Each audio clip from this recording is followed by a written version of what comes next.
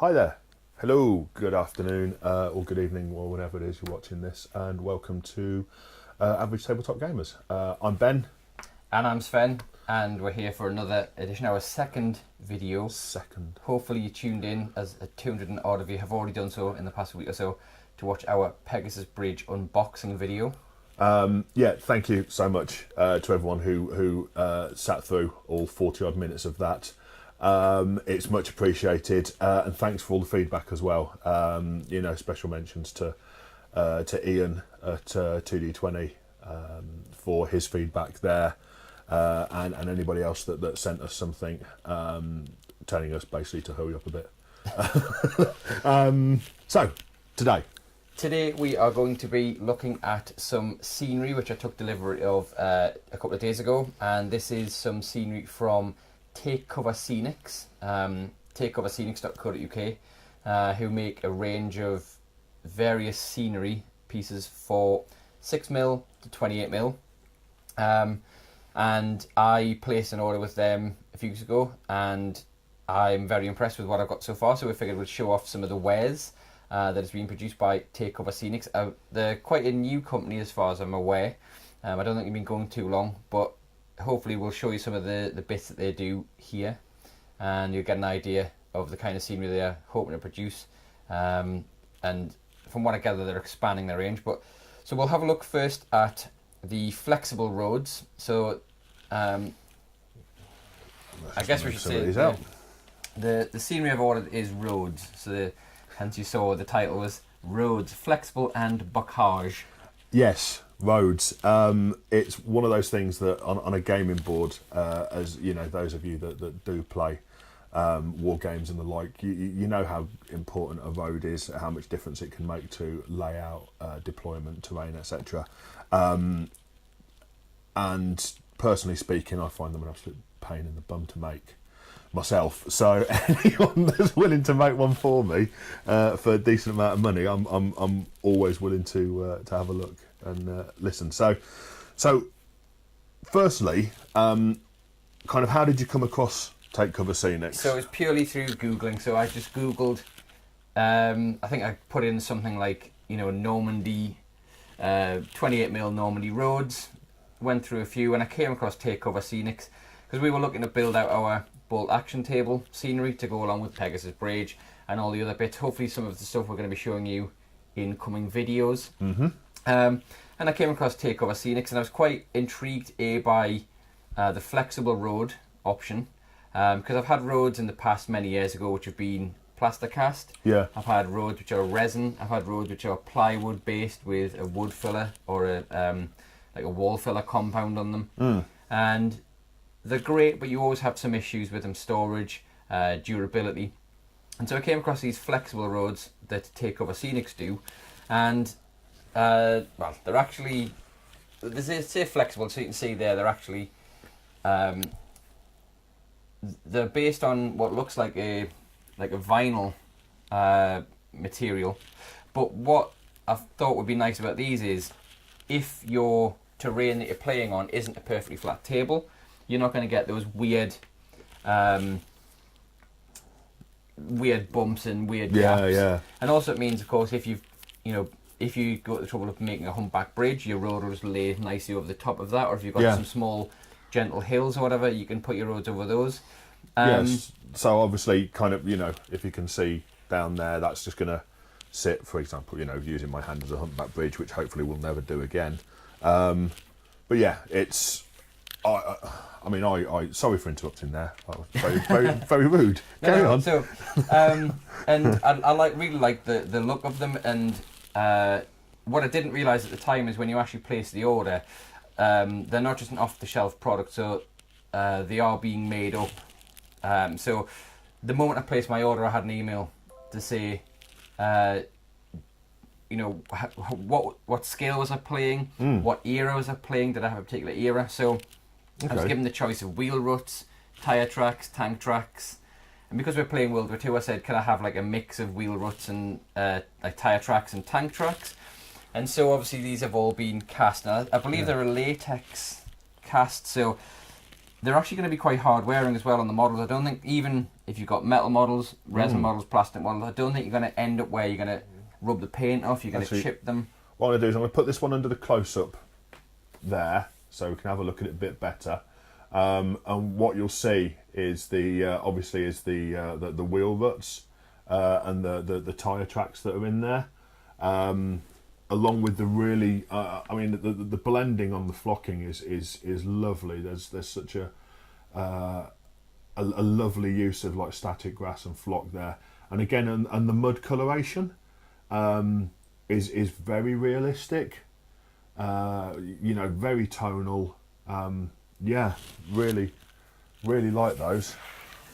And so when we're talking about price point as well, that's the other thing, of course, when you're talking about gaming scenery. So we like spending money on our little soldiers and the tanks and the actual game piece itself. Often terrain is one of those things where if you want really, really nice terrain, you're going to spend a lot of money. But the price point for these, so I went for what was on the website as the Flexible Road Set A. So that was 4 of the 12-inch straight pieces like that. There are 4 45-degree curves, which you can obviously put together to make a 90-degree corner, or you can build an S-bend. And there was a shorter, I think probably a 6-inch straight road.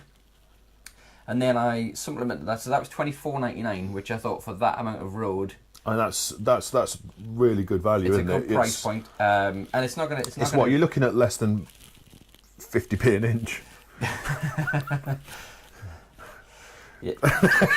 I'm avoiding an obvious joke. Yeah. And then I also supplemented that for an extra £6 I bought a crossroads, and for another £6 I bought a T-junction. Oh, and I also bought the Y-junction as well. So there's the option of the crossroads, the T-junction, the Y-junction. Not shown here. We'll take some pics and we'll tag them at the end of the video after we've finished rambling on. Yeah, we'll do some layouts and things like this, kind of show them in situ. But considering this is scenery which I can roll out and use on my board whenever I want, we can use. We're not even limited to using it to World War II era, really. I mean, the tank tracks and that aren't too tanky that would make it look out of place if we say put this on a test of honor board, something like that. Yeah. And the other roads I want, because we're building a Normandy style setup. So let's just put these just off to the side here. Because we're doing a Normandy style setup, we also wanted some bocage, obviously, and this is the option that we had. So you can see there, I'll pop it up. We've actually got some quite nice raised bocage sections. And again, I bought Bocage Set A. So in the Bocage Set A, we got 3 straight sections, one shorter straight section, then there was a corner, so it's a 90-degree corner, shown here, and you also get, as part of the Bocage set, you get a field entrance, so you get a straight piece of road with a field entrance in it, so it's like a T-junction but a break in the hedge, and then you get 2 6-inch sections of hedge, and you get a section of hedge with that gap in it, so you could actually build out your own farm field, or you could use it as an entrance to a farmhouse. But again, it just gives the board that little bit extra. So you've got the cover for the troops. So again, we'll take some pics a bit later on with some bolt action minis in amongst the hedges. But the hedges themselves are quite nice. I'm not sure what material it is that's made out of, but it looks like it's horsehair matting that's been flocked. But really generous, and he's actually got some grass tufts on there as well. So you really get the idea of a real hedgerow, and I think it'll be just really nice. And again, price wise, so a little bit more expensive for the Bocage hedges, but £36 is what I paid for Bocage Set A. And again, I supplemented that by buying the T-junction as an extra add-on, which was $12.99 or $12.50 I think it was, and then I think it was $12.99 to get the crossroads as well. But with the 2 sets of roads and some of the other scenery we've got, I think we've got a lot of flexibility. Yeah, pardon the absolutely. pun. We've got a lot of flexibility to switch the roads around, really mix up the boards that we've got, and really add to the scenarios that we're playing in our tabletop games, 28mm games. as I said, if you look on the website, he also does roads in 6mm. I think possibly 15mm and 20mm definitely. And I know that in speaking to Takeover that they're planning to expand their range a lot more in the future with orchards, vineyards, and so again that's the kind of thing that we're going to be looking to pick up. And for the price of what these have cost, I don't think I can make them time, effort, materials wise as cheap as this, and I'm happy to pay, you know, what's a relatively small sum really considering what I've paid in the past for game scenery. Yeah, absolutely. They, you know, kind of from my perspective, they're really good, really interesting as well. They offer a lot of diversity and character. Like there's some really nice little features, like just here. I don't know if you can see it, but there's a slight thinning on this hedge bit here, which is really pleasant. They're really well made. They're very strong. There's a lot of time, thought, and effort has gone into getting them looking right. Which it's kind of what brings me to my only negative, and it's such a teensy little thing, and it's kind of something that I can look past, but it's something that does bug me ever so slightly. So if when you're building anything or you're buying anything that's modular, it has to work together. It has to sit together, and I don't know if you can see or not, but the way that these are finished, if you just look on the edges there's a little bit of overhang on the edges. Now, we play with plastic minis, metal minis, and we're used to doing cleanup and stuff. So again, it's not something that's going to bother me too much. You know, I don't mind doing that little bit of cleanup. But it is a little something. You know, it doesn't take 5 minutes to trim those off. And that's probably the only downside I can see. They do work together. We'll say, as Sven said, we'll show you later when we do some pictures and some layouts and things like this. But yeah, they look good. You know, we've had a little play around. We've put some tanks and things like that on them just to have a look, see kind of what they look like in scale, and they work really well. I'm really impressed, actually. The other thing as well, of course, is that you would, because these are, I know they're the same manufacturer, but what's really nice is that the blend really well together. So again, I'll try and we'll set this up on the camera later, but the actual roads are the same with the tyre tracks, the tyre ruts all match up. I think I need to pull that back a bit if you want to see them on the camera. Yeah. So the actual Bocage roads. So what would be nice, I think, to go alongside this would maybe be some, and again, I could probably build these myself using the same techniques, or maybe it's an idea for Takeover Scenics, would be to offer some transition pieces, so you could have where the Bocage becomes country lane without it being such an abrupt stop to the hedgerow. Maybe have some broken hedges. Maybe have, you know, some bits where the hedgerow is actually dipping down. Maybe a narrowing piece off the lino, because if you look, they are two different widths, even when you put them together. So maybe something that transitions that. But I say that's it. That's kind of a. Yeah, that's a going forward, and that's purely because we're a little anal about such things, to want of a better phrase. They're good. They're you know, you can look after them. You can throw them around a bit. They make us, you know, they're very good, and there's some really nice little touches as well. There's a nice little leaflet that they sent out with them, you know, that you'd probably find in any old gaming store, and I'm sure if there are gaming stores out there that want to start stocking this, or, you know, putting these leaflets in, I'm sure that John at Takeover Scenics has got plenty of these. And the other thing that really impressed me, and I know it impressed Sven as well, is how to look after. Yeah, so obviously first thing I saw in the box when I opened it was tips for looking after and caring for your flexible roads. Again, you know, I've been to conventions and things before. I've bought scenery, I've bought roads and rivers and wall sections and things, and you generally just get them wrapped in a bit of tissue paper, or maybe just even a carrier bag, and bubble wrap if you're lucky. Yeah, and there's no real tips or advice on how to store them. And so you're kind of trying to work out where should I keep them, how should I store them.